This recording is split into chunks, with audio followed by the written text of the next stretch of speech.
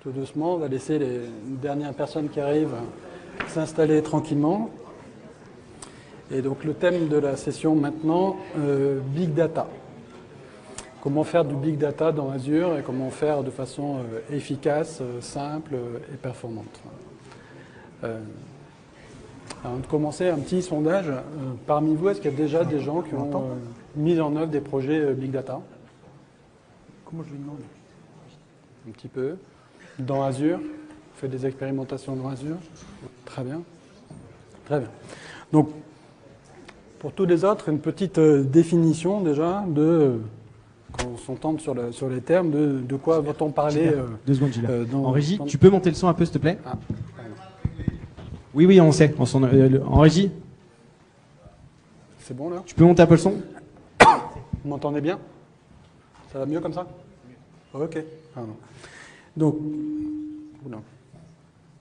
Big Data. Donc, Big Data, c'est une terminologie pour définir en fait des données. Alors, des données très très volumineuses, mais c'est une des premières caractéristiques. Ce qui est surtout intéressant, c'est surtout aussi la complexité qui fait que dans un système traditionnel de data warehouse, d'aide à la décision, ces logiciels de gestion de bases de données ne sont plus adaptés pour gérer ce type de données. Et sont plus adaptés pour plusieurs raisons. Alors, vous avez plusieurs centaines de téraoctets de données. Le système de gestion va être difficilement optimum pour pouvoir y répondre de façon efficace, mais également sur tous les nouveaux types de données.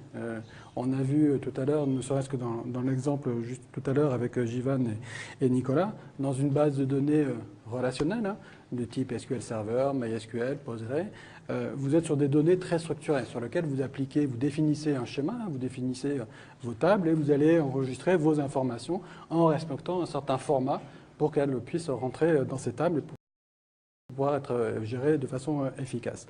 On a entreaperçu tout à l'heure des bases dites NoSQL sur lesquelles la notion de schéma est moins importante, sur lesquelles la priorité est de pouvoir faire des écritures et des lectures de façon plus rapide et qui vont s'adapter en fonction de vos différents besoins.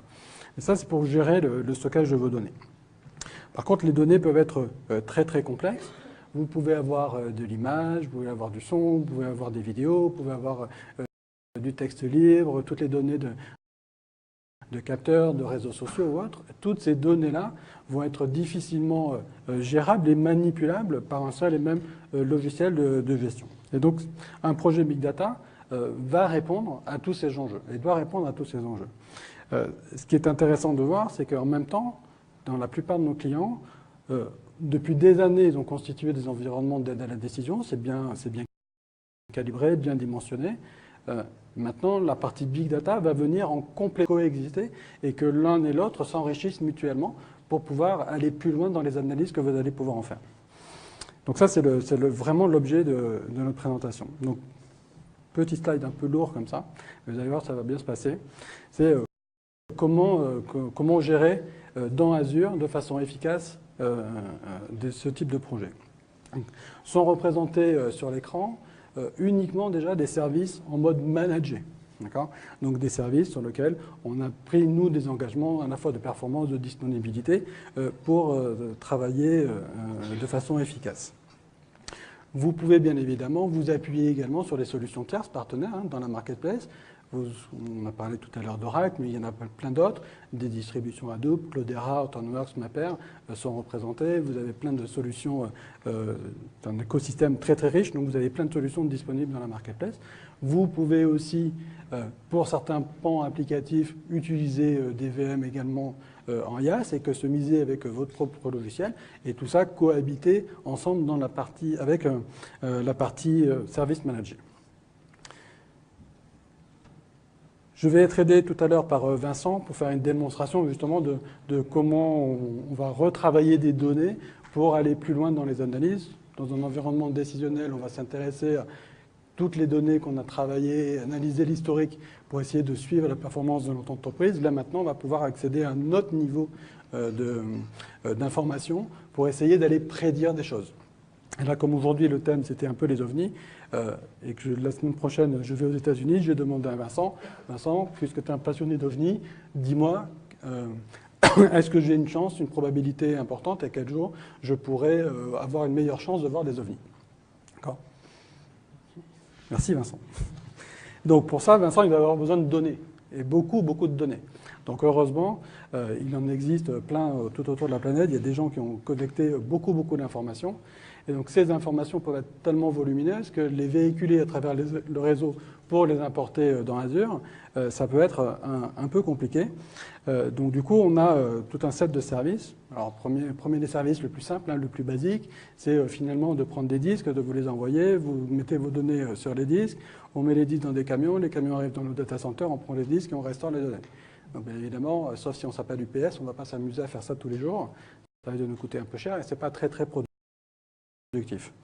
Mais sachez que si vous avez un patrimoine très important de données, plusieurs centaines, voire des pétaoctets de données, ça peut être le moyen le plus rapide et le plus efficace, en tout cas, pour pouvoir uploader de la donnée en masse dans Azure.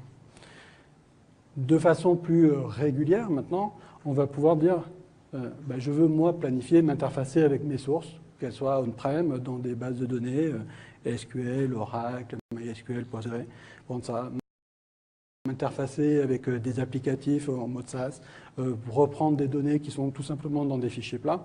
Mais je veux retraiter ces données, pouvoir les importer dans Azure, appliquer un certain nombre de traitements et surtout faire ça de façon régulière et automatique. C'est-à-dire tous les lundis, tous les matins par exemple, à 7 h du matin, je dois faire telle ou telle action. Je dois pouvoir être en capacité, si j'ai des rejets, pouvoir les traiter, si j'ai des choses qui sont en erreur, pouvoir les annuler, les reprendre. Si j'ai des transformations à appliquer sur mes données, pouvoir appliquer ces transformations avant d'aller déposer ça dans Azure pour être retravaillé de façon efficace après. Donc pour faire ça, je peux m'appuyer sur un service qui s'appelle Azure Data Factory qui va vous permettre de faire ça. C'est un orchestrateur et à la fois un ETL. Orchestrateur dans le sens où il va vous permettre de planifier vos traitements de façon régulière, à intervalles réguliers, tous les lundis, tous les jours, tous les mois, toutes les semaines, toutes les heures s'il le faut, et de définir un pipeline d'activité de commande. J'ai un fichier, je vais l'uploader directement dans Azure, je peux utiliser Azure CLI pour directement uploader mon fichier. Je peux aussi m'interfacer avec mes applications sources en utilisant le SDK Azure, de façon à ce que dès que j'ai une donnée qui est générée dans mon application, automatiquement l'uploader dans Azure. Donc ça, c'est notre premier set de services. Les données, elles peuvent être également, on l'a vu tout à l'heure, dans des bases de données en service managé, MySQL, Postgre, SQLDB.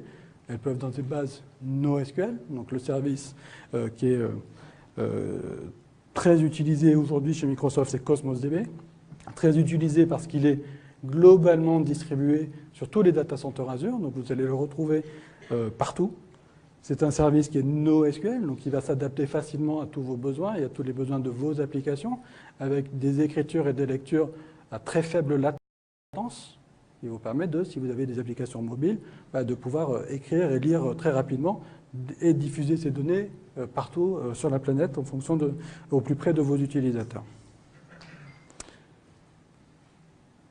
Tout ce set de données qui est relationnel, pour l'instant on va s'intéresser aux données relationnelles, on verra les données non relationnelles juste après, on va pouvoir les mettre dans un environnement data warehouse, mais pas un environnement data warehouse classique, j'ai juste une instance d'une base, qu'elle soit SQL ou qu'elle soit dans notre éditeur, mais dans une instance qui puisse scaler en fonction de mes besoins. Mes besoins en termes de volumétrie, je peux avoir 20 Tera pour commencer, je peux en avoir 50, je peux en avoir 100, je peux en avoir 300. J'ai toujours besoin d'avoir un seul et même moteur qui puisse s'adapter et gérer un tel volume de données dans un schéma relationnel. C'est un service qui s'appelle Azure SQL Data Warehouse, sur lequel vous allez pouvoir ensuite, en dehors de l'aspect stockage de la donnée, qu'elle soit en ligne ou qu'elle soit en colonne, pouvoir également adapter la puissance de vos requêtes en fonction des temps d'exécution que vous souhaitez. Donc là, vous allez pouvoir associer des serveurs sur la même instance de données pour pouvoir rendre les données le plus performant possible, l'accès aux données le plus performant possible. Donc là, on peut du coup scaler de façon très importante et supporter une activité sur des données relationnelles de requêtes très complexes à ce niveau-là. Donc c'est un service qui s'appelle Azure SQL Data Warehouse. Pour toutes les données non structurées, du son, de l'image, des vidéos, sur lesquelles je vais vouloir moi retravailler, je vais pouvoir constituer ce qu'on appelle un data lake de façon conceptuelle. Alors ça, vous l'avez vu ce matin, un des premiers services de stockage, c'est Azure Storage avec cette déclinaison blob. Donc je vais pouvoir déjà constituer une sorte de data lake avec mes blobs et ensuite consommer ces données avec les différents moteurs de traitement. Je ne vais pas m'étendre trop sur le blob parce que vous l'avez vu déjà bien en détail. Un autre service qui va permettre, lorsque vous avez des données beaucoup plus volumineuses et sur lesquelles vous pouvez avoir des fichiers de très très gros volume, donc au-dessus de 5 Tera, des fichiers qui peuvent faire 10 Tera, 20 Tera, 100 Tera, vous allez pouvoir les mettre dans un système qui s'appelle Azure Data Lake Store, dans lequel on repousse en fait toutes les limites et toutes les contraintes liées au stockage, avec une garantie de débit qui est assez importante. Data Lake Store vous permet d'être utilisé par n'importe quelle application au protocole HDFS. HDFS pour Hadoop Distributed File System. Donc c'est la partie HDFS d'un cluster Hadoop, hein, pour faire simple. Pardon. Donc vous l'avez compris, j'ai mes services tout en haut qui me permettent de collecter mes données de n'importe quelle source, qu'elles soient déjà dans Azure ou qu'elles soient hors Azure, de pouvoir appliquer un certain nombre de traitements dessus, pouvoir les qualifier, d'aller mettre ces données soit dans des bases opérationnelles, soit dans des systèmes décisionnels. Donc là, on est plutôt dans les parties données très structurées, très relationnelles. Je vais pouvoir déployer un certain nombre de données non structurées ou relationnelles ou directement dans des fichiers dans un data lake. Généralement, ça va plutôt être un data lake store pour pouvoir mettre plusieurs milliards de fichiers au même endroit, centraliser toutes ces informations, appliquer des règles de sécurité dessus, hein, de façon très très fine, synchroniser tout ça avec mon son crypté, hein, par défaut. Et je vais pouvoir commencer à retravailler mes données. Je peux aussi faire des passerelles, c'est-à-dire de mon data warehouse directement maintenant, je peux aller exposer mes données que j'aurais mis dans mon data lake sans avoir forcément à les uploader et à les charger dans ma base de données SQL Data Warehouse. Ça, c'est un mécanisme qui s'appelle Polybase, qui vous permet de présenter une table externe. Donc dans votre schéma, vous définissez votre schéma, définissez une table externe sur laquelle vous allez faire pointer, par exemple, un répertoire dans votre Data Lake Store dans lequel vous aurez mis 10, 20, un millier de fichiers qui correspondent à des données qui peuvent arriver au fil de l'eau. L'intérêt de faire ça, c'est que non seulement vous n'avez pas à les uploader dans un data warehouse, parce que les données ne sont pas qualifiées, parce qu'il y a une trop grande volumétrie, par exemple, mais que vous avez besoin de présenter de façon très rapide ces informations à vos utilisateurs. Automatiquement, à travers leur outil BI préféré, ils vont pouvoir requêter sur ces données, les mettre en correspondance avec toutes les informations qui seront déjà présentes dans vos data warehouse sans avoir à les uploader. D'accord ?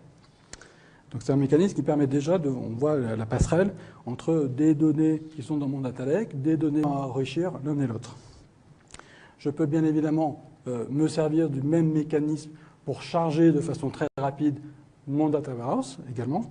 Et je peux également faire l'inverse, c'est-à-dire que si je veux décharger mon data warehouse pour mettre à disposition ces données d'autres applications, externaliser des données via le même mécanisme pour aller pousser mes données dans mon data lake. D'accord ? Maintenant, si je m'intéresse plus à des opérations, on va dire, plus avancées sur les traitements et les capacités de traitement que je pourrais voir, et surtout sur la capacité à pouvoir traiter de façon performante ces différentes données non structurées, les retravailler, mettre à disposition ensuite les résultats à mes utilisateurs. Donc là, j'ai deux types de technologies. Comme technologie de type plus open source, avec une distribution Hadoop. Donc là, j'ai la capacité à monter un cluster Hadoop en service managé. Ça s'appelle un service qui s'appelle Azure HD Insight, qui va vous permettre de dimensionner votre cluster, qui soit de quelques nœuds à plusieurs centaines de nœuds, pour travailler de façon très performante en correspondance avec le volume. Vous lancez vos traitements, qu'ils soient en R, qu'ils soient en Python, qu'ils soient en Scala si vous faites du Spark, et vous allez pouvoir représenter ensuite les résultats. Une fois que vous avez fini vos traitements, vous pouvez décommissionner vos serveurs, vos clusters, de façon à ne plus être facturé du coût. Donc ça s'appelle HD Insight. Donc distribution Hadoop, Vous pouvez également le spécialiser si vous voulez faire que du Spark, déployer qu'un cluster Spark si vous voulez avoir des traitements dans ces technologies et bénéficier du traitement in-memory. Pour tous ceux qui voudraient ne pas s'embêter à déployer un cluster et le gérer et ensuite le décommissionner, faire ces traitements, on a développé un autre service qui s'appelle Azure Data Lake Analytics qui vous permet de lancer des jobs. Donc un job, qu'est-ce que c'est qu'un job? C'est un reader, on applique tout le temps un schéma en lecture sur un objet, quel que soit l'objet, on fait des traitements et on produit un résultat. Donc c'est Data Lake Analytics qui vous permet de faire ça et d'associer un niveau de performance en fonction de vos besoins également. Du niveau de performance dépend la performance des machines qui vont être allouées derrière pour vos traitements et bien évidemment la facturation associée à ces services. Donc, plus vous aurez un niveau de performance élevé, plus vous aurez de machines, plus votre traitement va être performant, par exemple. Si à l'inverse, vous n'êtes pas pressé, vous pouvez mettre un provisionnement de machines très limité, avoir un temps d'exécution qui va être plus long, mais par contre avoir un coût qui soit allégé. Donc à partir de tout ça, on va pouvoir mettre en correspondance nos données relationnelles, retravailler tout ça au sein d'une même plateforme pour pouvoir mettre à disposition de nos utilisateurs. Un des principaux utilisateurs de ce type de plateforme, ça va être des data scientists qui vont pouvoir retravailler ces données avec différents langages. Et pour ça, on a aussi une nouvelle solution qui s'appelle Azure Databricks, qui vous permet, donc Databricks, c'est une solution qui s'appuie sur du Spark, uniquement sur du Spark. C'est les anciens de Spark, c'est les personnes qui ont créé Spark, qui ont créé Databricks, qui vous permet de travailler en mode collaboratif également. Donc c'est un énorme avantage d'avoir des workspaces et de pouvoir partager nos notebooks, travailler sur ces notebooks et travailler en collaboration. Et c'est justement ce que Vincent va utiliser lors de sa démonstration pour essayer de m'aider à trouver la bonne période pour aller voir des ovnis. Ou la probabilité que tu en aies d'en voir quand tu vas y aller. C'est ça. C'est plutôt ça que je vais trouver. Bonjour à tous. Parfait. On peut échanger d'écran, s'il vous plaît? Merci beaucoup. Donc voilà, ça c'est mon dashboard, vous l'avez déjà vu, c'est mon dashboard Azure. Donc comme vous l'a dit Gilbert, je vais essayer de trouver la probabilité qu'il a de voir un ovni quand il va aller aux États-Unis le mois prochain. D'accord? Pour ça, je vais d'abord me créer une plateforme qui s'appelle Databricks et qui va me donner un Spark, en gros un Spark à la demande. D'accord? Les détails, ça ne m'intéresse pas trop. Moi, ce qui m'intéresse, c'est d'aller faire la data science. Donc, je vais juste dire ici Databricks, Azure Databricks. Je vais créer un Databricks. Je vais juste lui donner un nom. Donc, démo Databricks cluster, en espérant qu'il ne soit pas pris. OK, je vais le mettre dans une souscription. Je vais pas. J'ai déjà créé un ressource group. Et je vais lui mettre un tiers paiement. Donc, je vous invite à aller consulter à quoi correspondent les tiers de paiement. Mais en gros, c'est la capacité de votre cluster dessous. Et je vais faire créer. Voilà. Et c'est tout ce que j'ai à faire. Bon, j'attends un peu quand même. Je vais attendre un petit peu. Ça prend une dizaine de minutes pour créer le cluster. D'accord? Donc, j'en ai préparé un pour ne pas vous faire attendre. Donc, il est là. Donc, voilà mon cluster. En fait, j'ai quelques commandes ici qui me permettent, quelques liens qui me permettent d'aller voir la documentation, d'avoir un tutoriel pour démarrer rapidement, des utilitaires pour importer des fichiers dans mon cluster, des choses comme ça.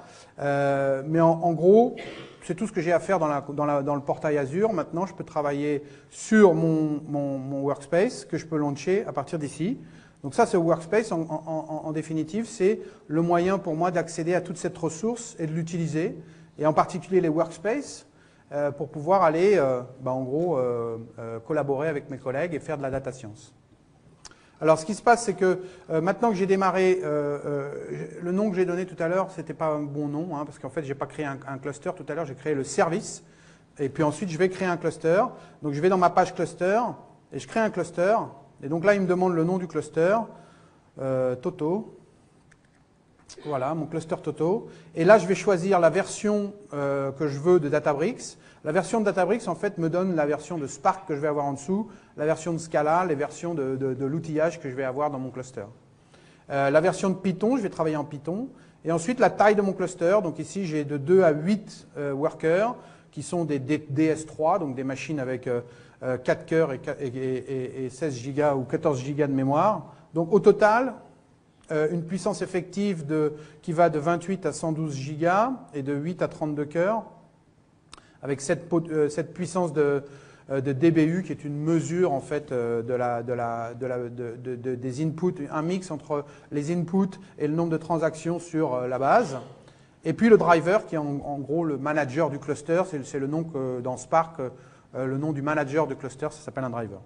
Et puis je vais mettre aussi un temps là ici 120 minutes, c'est-à-dire que si mon cluster il n'est pas actif pendant plus de 120 minutes, je vais l'éteindre, comme ça il ne va pas consommer de la ressource pendant que je suis rentré à la maison et que je ne travaille pas.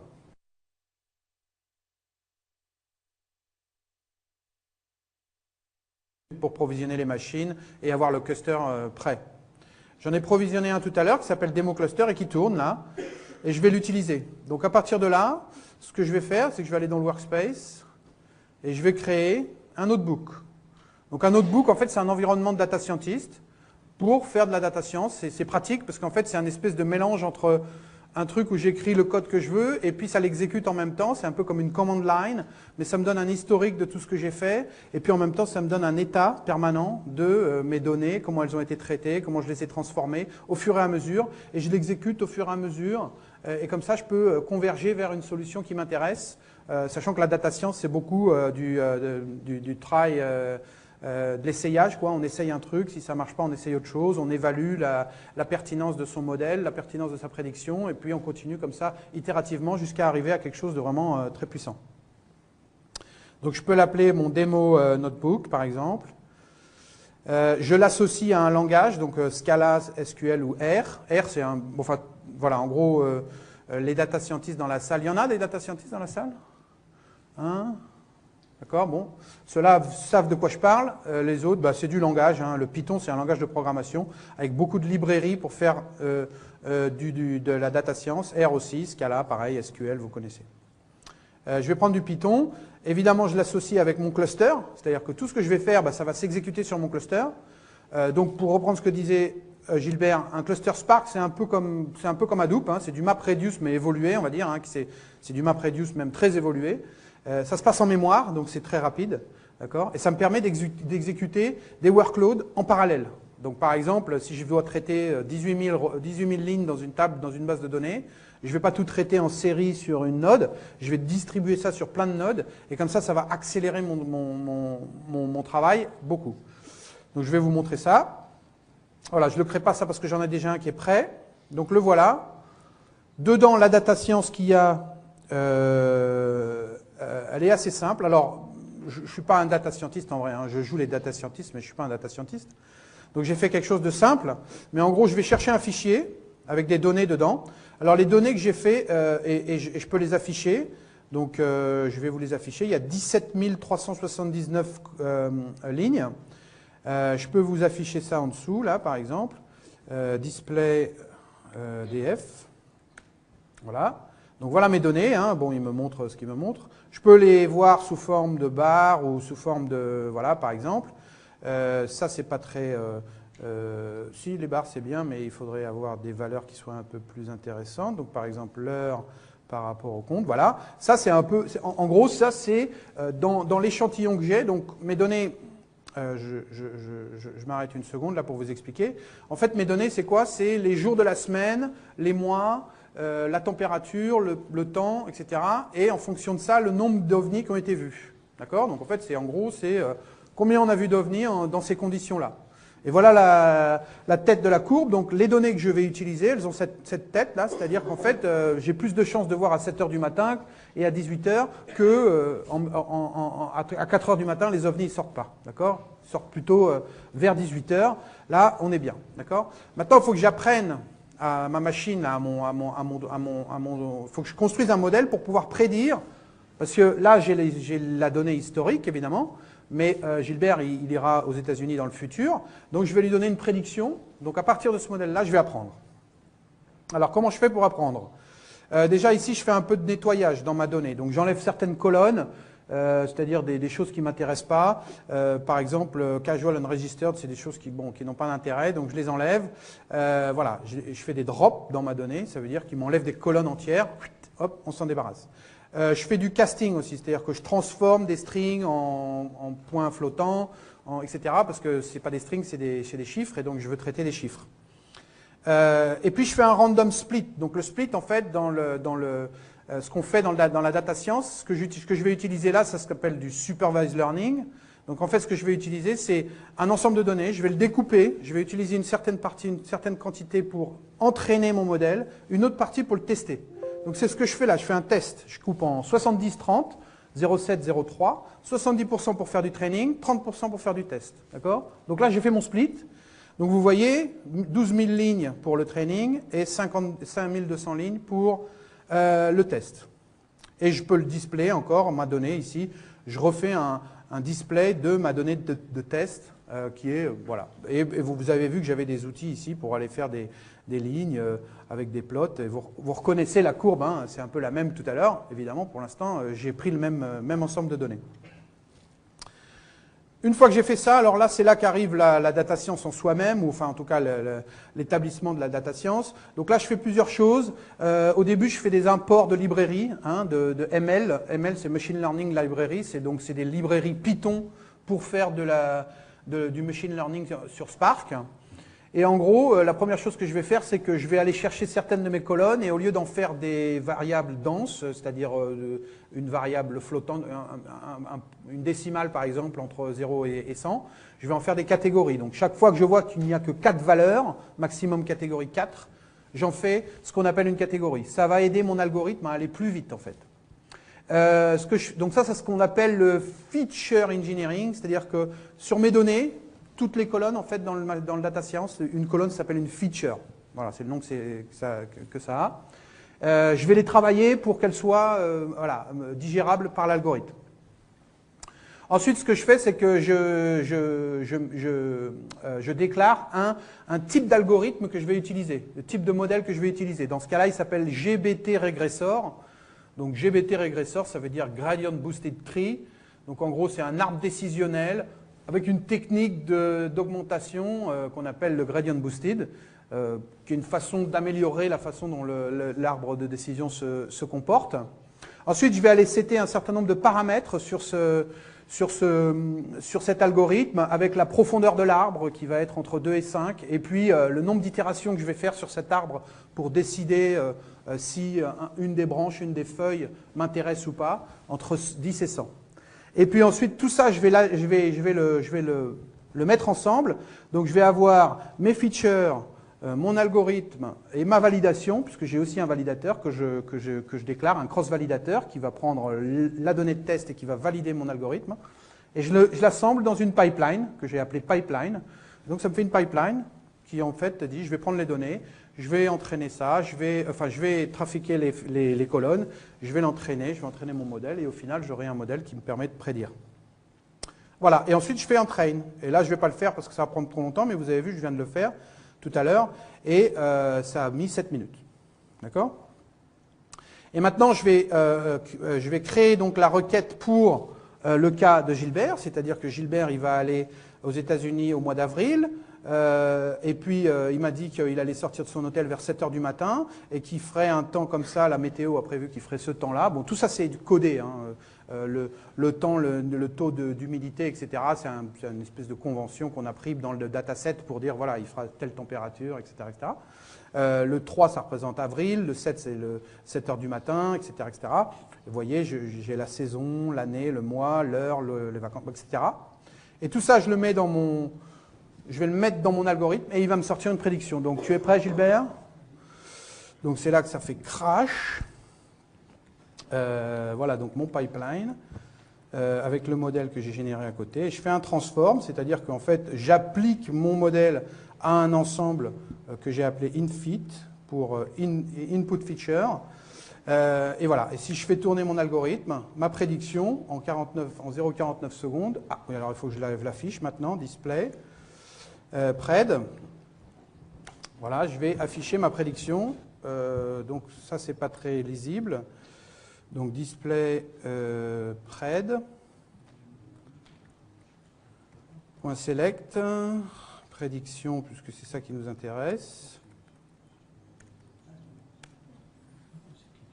Voilà. Et donc, l'algorithme m'a trouvé qu'il y avait 235 possibilités de voir un UFO ce jour-là aux États-Unis avec cette température-là et ces conditions-là. D'accord? Et donc ensuite, évidemment, je peux l'appliquer sur un ensemble beaucoup plus grand de prédictions, de conditions, par exemple. Je pourrais l'appliquer, par exemple, mon algorithme lui-même, je pourrais l'appliquer sur, par exemple, je pourrais faire un pred égal pipeline model point transform, pardon, sur mon jeu de test. Vous voyez, le jeu de test que l'algorithme a utilisé pour fabriquer le modèle, ou pour vérifier le modèle. Et qu'est-ce que ça me donne ça? Si mon algorithme est bien fichu, si j'ai bien travaillé, normalement, je devrais avoir un truc qui me dit quelque chose comme ce que j'avais à l'entrée, c'est-à-dire une prédiction qui a à peu près la même forme et qui ressemble à peu près à ce que j'avais au début. Donc on va regarder ça. Alors là, vous voyez comme c'est intéressant l'outil parce que je n'ai pas besoin de sortir, de traiter la donnée en dehors, etc. Il y a mon code, ma donnée, tout est là, tout est en mémoire et je peux la manipuler directement. Et donc si je fais mon plot avec les bons éléments comme je le voulais tout à l'heure, Hour Prediction, voilà, c'est pas tout à fait pareil, mais ça ressemble quand même. 7 h du matin, le soir, ça ressemble quand même pas mal à ce que j'avais en entrée. Donc ça veut dire que sur mon donnée de test, j'ai appliqué mon modèle. Et je vois qu'il n'est pas trop mauvais. Bon, en fait, si je regarde de près, il est assez mauvais. Si je commence à lancer des mesures un peu plus fines, des indicateurs un peu plus fins sur mon algorithme, je vois qu'il est assez mauvais parce que je n'ai pas encore tuné mon algorithme parfaitement. Et il y a du travail, il va y avoir du travail pour faire un modèle qui va vraiment me donner des bonnes prédictions. Voilà. Gilbert, 235 UFO. Merci, c'est tout Tu un les métier verras. en fait.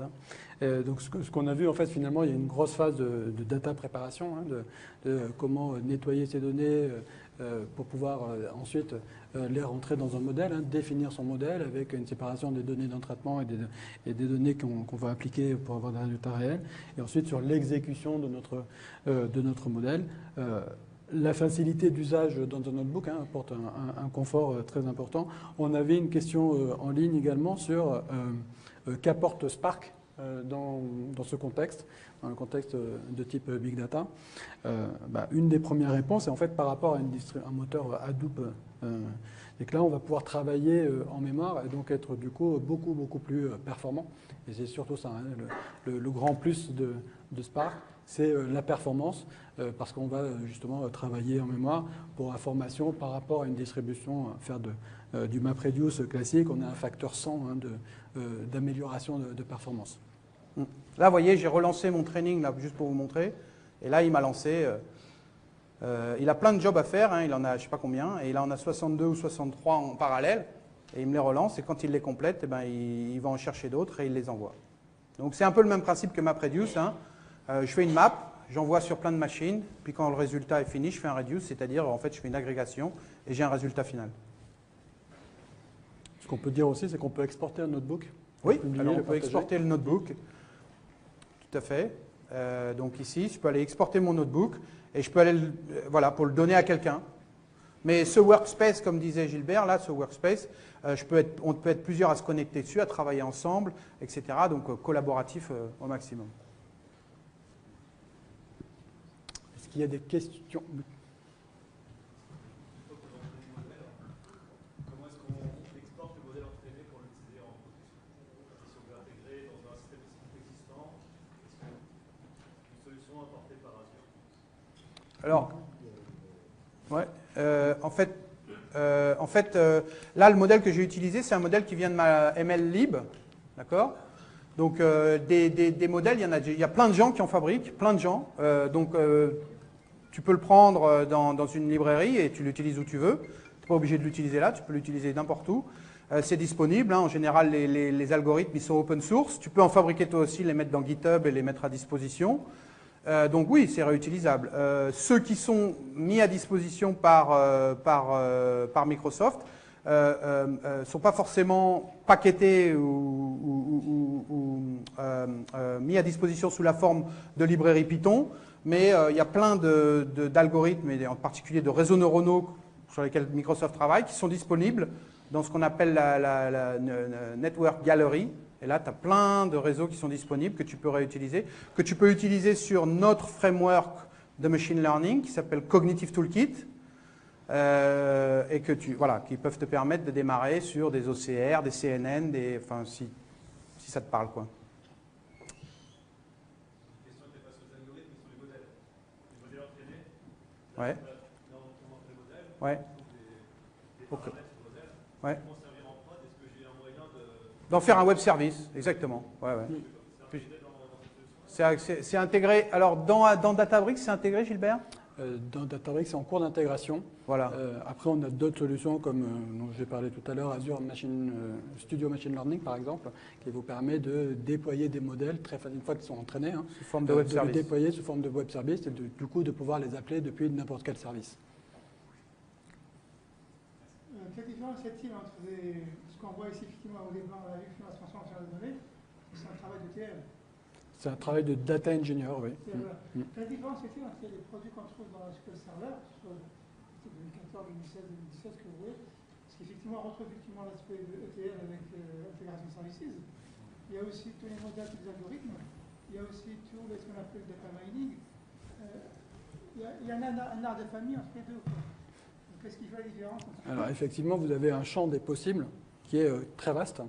Ce qui va faire la différence, c'est déjà où vous allez stocker votre donnée. Lorsqu'on va parler de données non structurées et de la volumétrie des données, si on est dans un data lake et qu'on a 100 Tera de données, faire tourner un ETL classique, traditionnel, ça risque d'être beaucoup plus long que d'utiliser un cluster de machines, puisque là vous allez dimensionner, vous allez provisionner un cluster, qu'il soit Spark ou qu'il soit Hadoop, d'accord, en fonction du langage que vous voulez utiliser, et vous allez pouvoir avoir 10, 20, 30, 100 serveurs qui vont travailler en parallèle pour faire ces transformations. Là où un ETL va travailler que sur un seul serveur, en fait. D'accord ? Donc ça va être, en termes de performance, très limité. D'accord ? Les modèles data mining, est-ce que c'est des modèles qui sont encore aujourd'hui... On entend de moins en moins parler de data mining. Alors que quelque part, les algorithmes, etc. Bon, on n'était plus sur une approche statistique, là on est plus sur des approches dites mathématiques, avec des méthodes différentes pour aller sortir des probabilités. Mais c'est une extension, en fait, tout ça c'est un peu dans la même famille de machine learning. D'accord ? C'est l'évolution du machine learning. On peut changer, en régie, vous pouvez rechanger l'écran, Oui. histoire que Gilbert puisse reprendre, merci. Juste, je crois qu'il faut revenir un peu, nous donner 2 minutes de plus. Quelques minutes. Une autre question ? Merci Philippe. À votre application, là, tous les données que vous avez fait, est-ce qu'un serveur ça suffit? Est-ce que, pardon ? Un serveur ça suffit.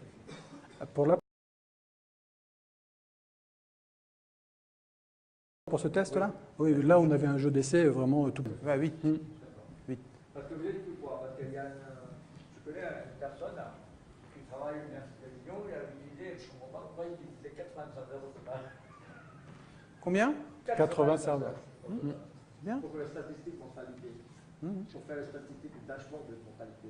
Je ne pas utiliser 80 serveurs. Pourquoi pas ? Si, s'il y a la donnée. S'il y a beaucoup de données à traiter. Améliorer traite cette donnée, la technologie. On en parlera après.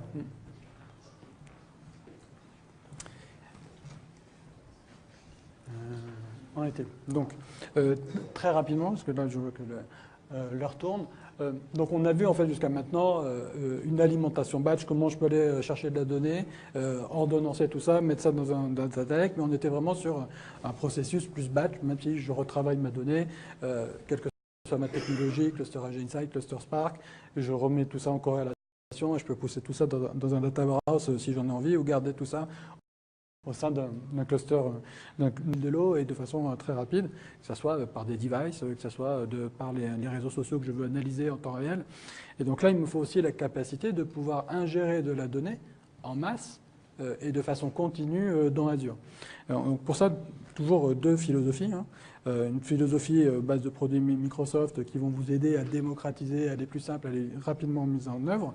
Donc Azure Eventum, capacité à pouvoir gérer plusieurs millions d'événements à la seconde, et ou son pendant en technologie open source avec par exemple un cluster à base de Kafka pour réaliser le même type d'opération.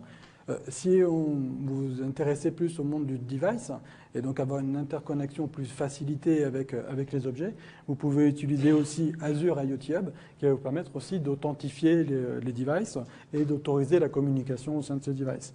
L'intérêt d'IoT Hub également, c'est de ne pas uniquement se contenter d'avoir une communication du device vers Azure, mais également avoir la communication d'Azure vers le device pour lui pousser des commandes, pour lui demander de mettre à jour son firmware par exemple et autre chose.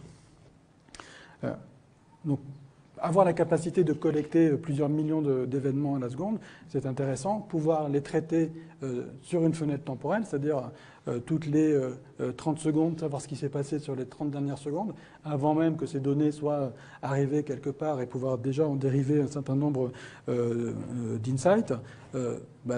Toujours deux philosophies, deux services pour faire ce qu'on appelle du Complex Event Processing. Stream Analytics, service Microsoft, en quelques lignes de code, vous allez pouvoir décrire votre logique dans un langage pseudo-SQL pour faire soit des agrégations si vous voulez compter le nombre d'objets, soit du routage en fonction des données qui vous arrivent, soit sur les événements, par exemple là, on aurait pu faire un appel à un algo de machine learning pour scorer et enrichir les événements qui nous arrivent au fur et à mesure, pour faire des prédictions en temps réel. Dans le monde du retail, de commercer en ligne par exemple, c'est quelqu'un met quelque chose dans un panier ou le retire, on trappe ces événements et on peut lui pousser des recommandations de produits. On ne va pas attendre 1 heure pour le faire, il faut pouvoir le faire en temps réel. Donc Stream Analytics permet de faire ça. Leur pendant en équivalent open source, on est sur du Storm ou sur du Spark Streaming, et également en base de cluster Azure Insight sur lequel vous allez, en fonction du volume de données à traiter, dimensionner vos clusters. Quel est le coût du stockage? Le coût du stockage, sur Azure Blob Storage, on a vu, c'était quelques centimes par mois par giga. Sur Data Lake Store, c'est un peu plus cher parce que la technologie est un peu différente, mais vous permet de repousser les limites. Le stockage, ce n'est pas le facteur de coût le plus important dans tout ça. Ça va plutôt être le traitement que vous allez associer en fonction du niveau de performance que vous voulez. Démarrer 400 clusters va coûter plus cher que de stocker 100 teraoctets de données. Vous savez que c'est stocké comme du blob et ensuite ils sont retraités. Pardon? C'est stocké comme ce matin, dans ces stockages en blob. Vous pouvez faire un data lake conceptuel, d'accord, pas le data lake store. Vous pouvez également le baser, faire stocker vos données, persister vos données uniquement dans un blob storage. Avec un blob storage, vous pouvez stocker 500 Tera de données. Gilbert, j'ai 2-3 questions en ligne Oui. auxquelles je voudrais répondre. Vas-y, je t'en prie. Je te prends 1 minute ou 2. Tu poses Donc il y a quelqu'un qui demande que si on peut mettre 1 Tera en RAM.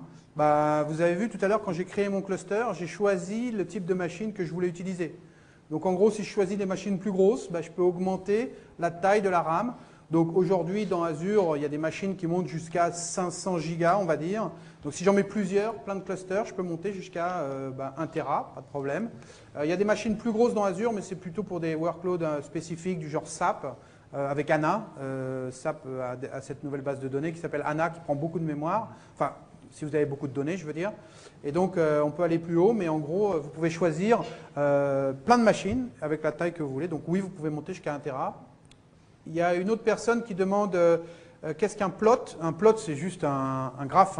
Plotter, en anglais, to plot, ça veut dire je prends des points et je les pointe sur un diagramme. C'est ça un plot. Et puis, qu'utilisez-vous comme brique pour le streaming Big Data?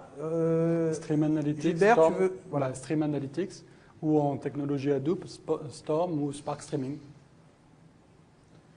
Et Kafka en avance. Pas de Kafka pour le streaming, on me demande. City, Kafka, cluster Kafka Azure pour le Insight. streaming, ok. Et puis voilà, à peu près. Merci Giuseppe. Combien ça coûte? Alors, combien ça coûte? Dans mon cluster, j'avais 6 machines. Elles ont tourné pendant 7 minutes. La facturation étant à la minute. En fait, je dis des bêtises.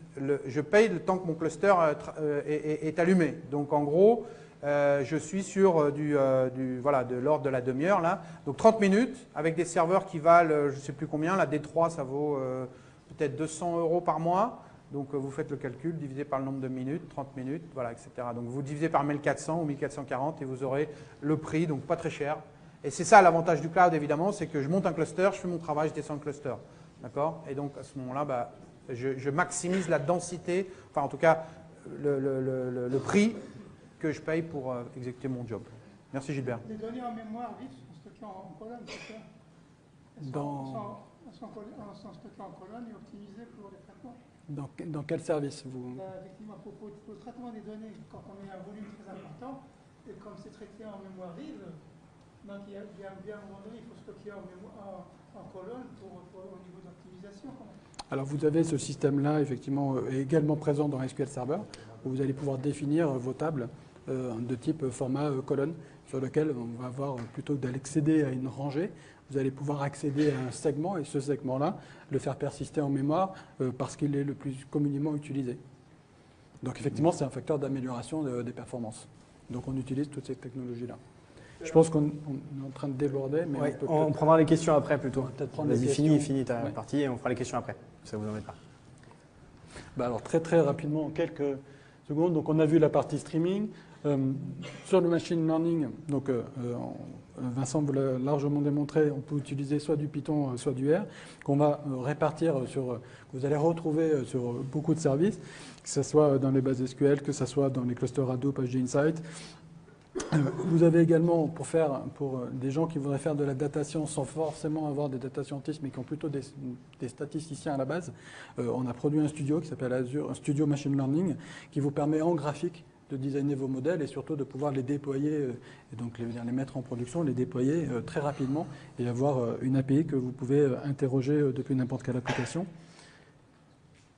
Vous allez voir dans la session juste après toute la partie Cognitive Services, donc je ne vais pas en parler là-dessus, mais ça va vous montrer toutes les avancées en termes de deep learning qu'on a pu faire et comment utiliser très simplement ces API. Et vous pouvez également, ça fait partie du spectre de ces données-là, bien évidemment indexer toutes les données et faire du search dessus.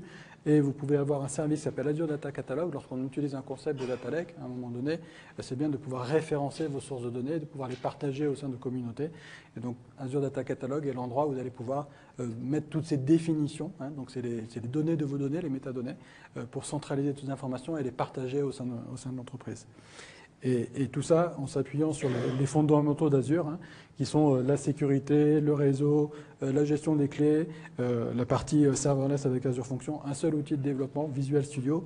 Et si vous devez interfacer, interconnecter vos data centers avec Azure, vous pouvez le faire avec ExpressRoute pour ne pas avoir à trafiquer sur Internet. Voilà. Je vous remercie. C'était Python qui a été utilisé comme langage. Et je veux savoir si les librairies entre le R et le Python sur 5 équivalentes, ou est-ce qu'il y a plus de librairies dans Python, dans le R? Est-ce que c'est vraiment... Je n'ai pas compté. Ouais. Il y a beaucoup de librairies dans les deux langages. Je crois qu'on est arrivé au bout de notre temps. Hein, ouais. On a un peu dépassé. Même. Désolé, je vous mets dehors. Merci beaucoup. Merci à vous. On les applaudit. Merci.